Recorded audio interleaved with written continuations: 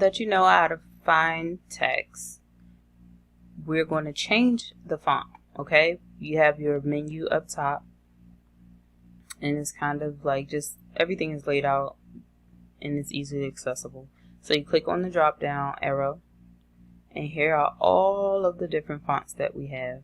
Now a lot of these are my purchased fonts, so you see here where it says uploaded fonts, all of these are uploaded, all of them. So if you were to get Canva, you will not have those in your account, just so we're clear.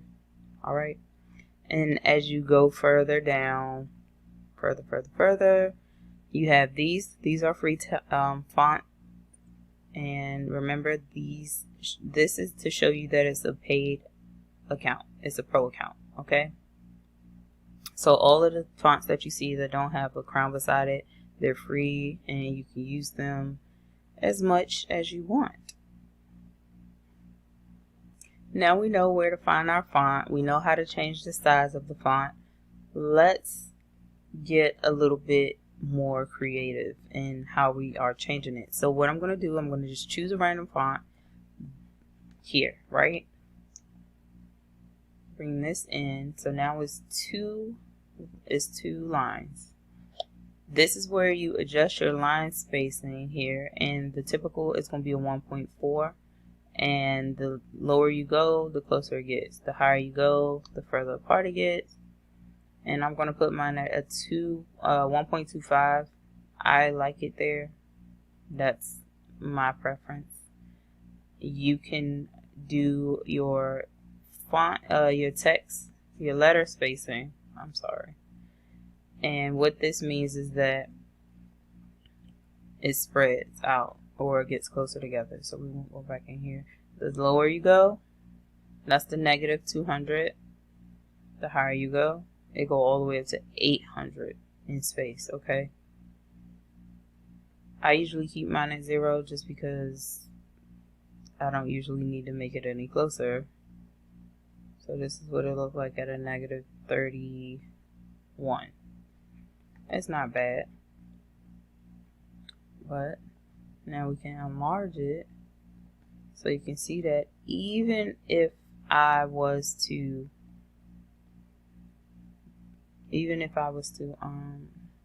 make this my thumbnail. So everything got to be bigger, remember?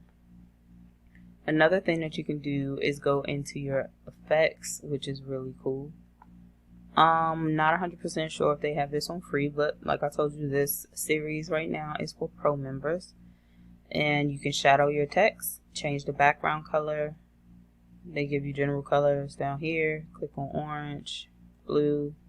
And right now the transparency is at about 40. If we take it all the way to 100, there is no transparency at all. You can't see through it. The direction, let's give it a different color so you can see a little bit better. If you have your hex code, you just type in your hex code here.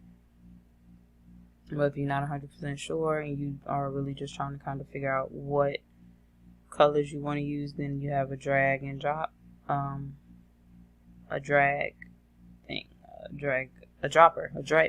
color drip dropper. Anyway, I don't know the proper term for that. I'm trying to make stuff up as I go. I gotta chew. Anyway, so we got the color that we want to have. Then we will go back here and we're going to choose direction. So the direction just means which way does the shadow fall. And you see as I slide across the bar, it changes direction. So I'll just have it here. The offset can be 100% or it can be no %. So you don't even see the pink that you have behind it, but that don't really make sense.